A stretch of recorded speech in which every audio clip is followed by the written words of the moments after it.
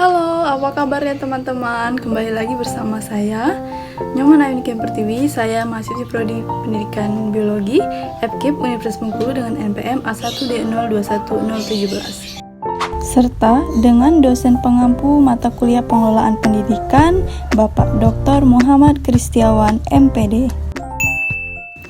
Oke, pada kesempatan kali ini saya akan menyampaikan materi mengenai manajemen keuangan, manajemen hubungan sekolah dan masyarakat, serta manajemen layanan khusus.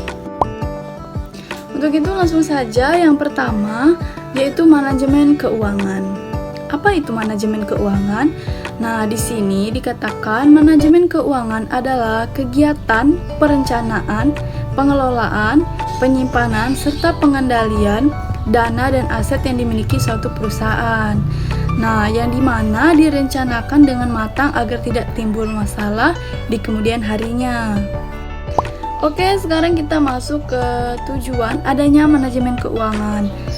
Di sini ada 8 tujuan adanya manajemen keuangan itu. Tujuan yang pertama yaitu untuk menjaga arus kas. Tujuan yang kedua, memaksimalkan keuangan lembaga.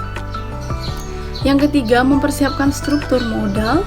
Yang keempat, memaksimalkan keuntungan. Yang kelima, meningkatkan efisiensi. Yang keenam, mengoptimalkan kekayaan lembaga. Yang ketujuh, memastikan kelangsungan kehidupan lembaga. Dan tujuan yang terakhir adalah untuk mengurangi biaya modal. Setelah mengetahui tujuan-tujuan dari adanya manajemen keuangan tersebut, berikutnya kita harus mengetahui apa itu fungsi dari manajemen keuangan. Fungsi manajemen keuangan ini terdiri dari 5 fungsi. Untuk fungsi yang pertama adalah berfungsi sebagai planning, yang dimana fungsi planning ini adalah untuk merencanakan keuangan dalam suatu lembaga. Itu adalah hal yang sangat penting ya. Kemudian adalah fungsi manajemen keuangan sebagai budgeting. Nah, fungsi ini maksudnya kegiatan untuk mengalokasikan dana untuk semua keperluan lembaga tersebut. Fungsi manajemen keuangan yang selanjutnya adalah sebagai controlling, yang dimana kelakuan pengontrolan atau evaluasi terhadap keuangan yang sedang berjalan. Nah, fungsi yang berikutnya adalah sebagai auditing, yang dimana adalah untuk proses pemeriksaan keuangan. Dan fungsi yang terakhir adalah fungsi reporting, yang dimana adalah dilakukan dengan melaporkan keuangan lembaga secara terbuka. Berikut ada tips-tips untuk mengelola manajemen keuangan. Yang pertama adalah lakukan pisahkan antara rekening pribadi dan keuangan perusahaan. Tips yang kedua, alokasikan pengeluaran untuk menggaji diri sendiri. Nah, tips yang ketiga adalah kita harus buat laporan keuangan secara jelas. Tips yang keempat adalah buat catatan proyeksi arus kas. Dan yang kelima, hindari uang menginap di karyawan atau dipinjamkan. Kemudian adalah yang keenam, lakukan cek stok barang. Dan yang ketujuh adalah pisahkan kasir dan akunting. Oke, teman-teman sudah paham kan mengenai manajemen keuangan mulai dari tujuannya dan fungsi. Berikutnya adalah saya akan memberikan penjelasan mengenai manajemen hubungan sekolah dan masyarakat.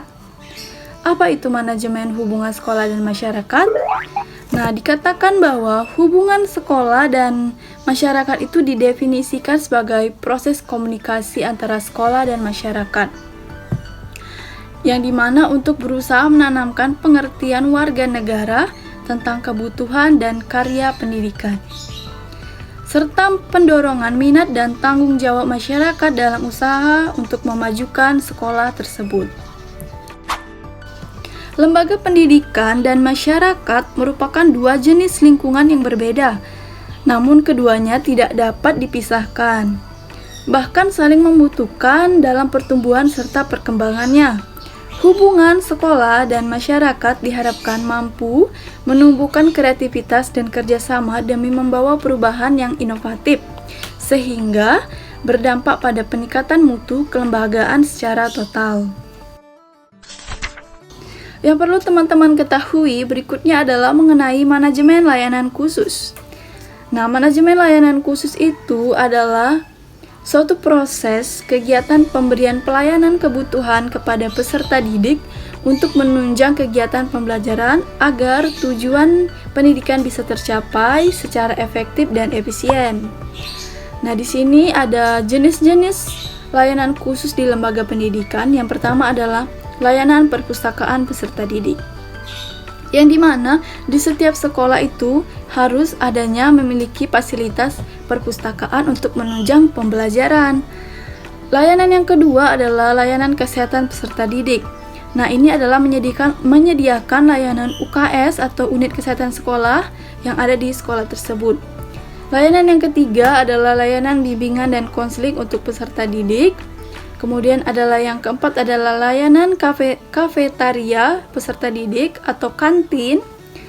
Kemudian layanan yang kelima adalah layanan laboratorium peserta didik. Nah, ini sangat penting untuk menunjang pengobservasian atau penelitian dalam proses belajar dan mengajar tersebut. Kemudian adalah layanan yang keenam, layanan koperasi peserta didik, serta layanan yang ketujuh adalah layanan keamanan untuk peserta didik.